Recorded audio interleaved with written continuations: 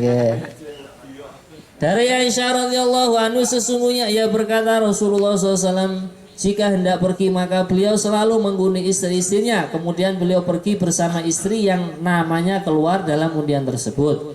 Dalil bahwa suami mendapat jatah waktu tinggal bersama istri yang baru dimiliki selama 7 malam jika gadis dan 3 malam jika istri baru itu janda adalah hadis Nabi yang artinya dari Anas radhiyallahu anhu berkata termasuk sunnah Nabi SAW adalah apabila memikat laki atau menikah lagi dengan perempuan yang gadis maka tinggal bersamanya selama 7 malam lalu memberlakukan cara bergilir dan apabila menikah dengan istri yang janda maka tinggal bersamanya selama 3 malam kemudian memberlakukan giliran.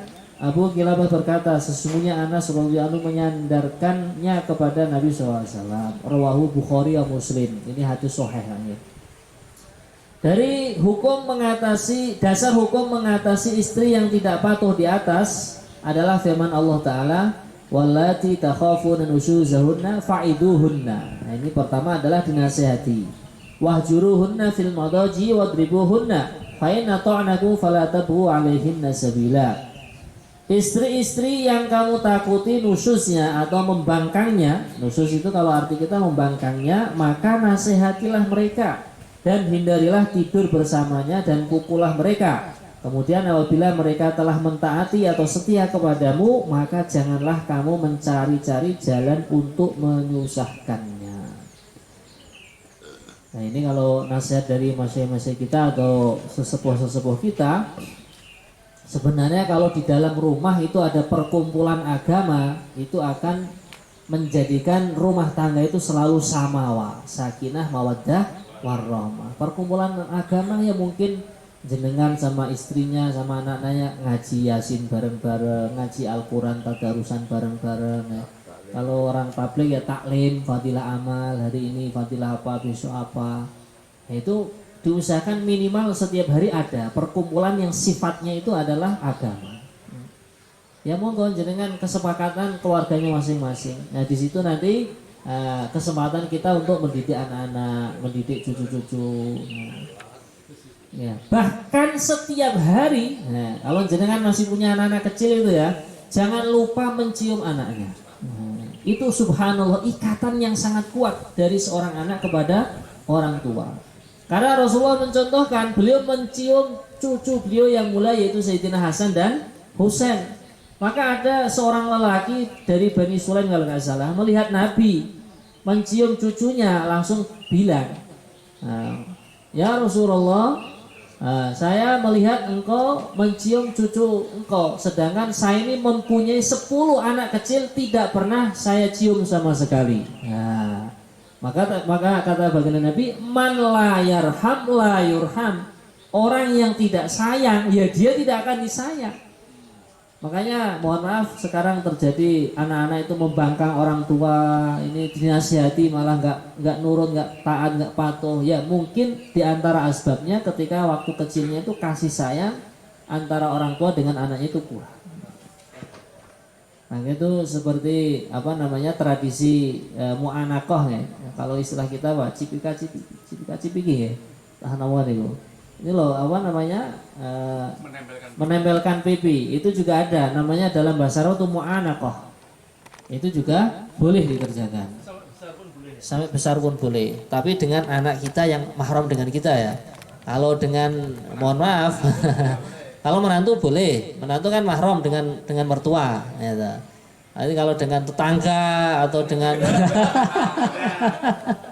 nah ini tidak boleh, tidak boleh. Intinya itu boleh bersentuhan kulit sama kulit itu apabila ada hubungan dengan mahram. Nah, gitu. Nah, ini kalau sama istri gimana? sama istri, ya malah sangat boleh. Sunnah. Tapi kalau mau sholat ya jangan. Ini yang saya pertanyakan. Kalau selesai sholat, selesai perkara-perkara yang atau ibadah-ibadah yang tidak memerlukan wudhu ya silahkan. Wajib malah itu. Ini yang dari kemarin masih bingung saya. Istri Ya. sebelum kita nikahi bukan mahram kita. Ya bukan mahram kita. Setelah kita nikahi mahram kita. Juga bukan mahram, tapi wanita yang halal kita sentuh, halal kita lihat. Karena kalau sudah dikategorikan mahram itu tidak halal dinikahi. Nah, wanita yang mahram dengan kita tidak halal kita jadikan istri. Karena yang namanya wanita mahram kan kemarin sudah dijelaskan, ada mahram dengan nasab, ada mahram dengan persusuan, ada mahram dengan pernikahan. Yang mahram dengan pernikahan itu mertua kita. Jadi walaupun istri misalkan sudah kita ceraikan, ibu mertua kau masih hidup, kita sungkem kepada beliau, cium tangan, rangkulan masih halal. Asalkan itu ma fauqa surrah, ma siwa baina surah warubah, selain anggota antara pusar dan lutut. Ya.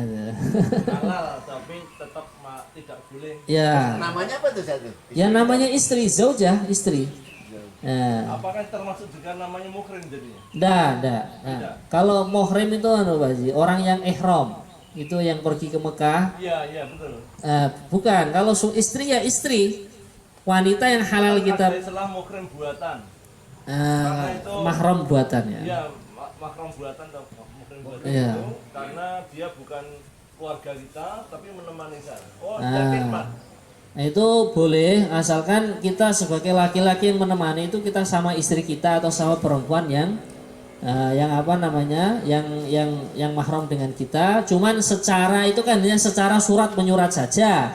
Kalau secara hubungan mahram, nah itu tetap kembalinya kepada 3 perkara tadi, nasab atau dengan persusuan atau dengan musyawarah pernikahan. Selain itu walaupun di visa itu tertulis mahramnya fulan bin fulan, itu hanya administrasi saja. Kalau secara hukum agama tetap mahram merujuknya pada 3. Nah itu dengan nasab, hurrimat alaikum ummahatukum, ibu kita, wa akhwatukum, saudari kita, ila akhiril ayah. Oke.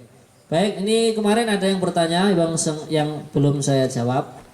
Ada pemuda ya muslim, kemudian cinta dengan wanita Nasrani, ya atau bukan non muslim lah.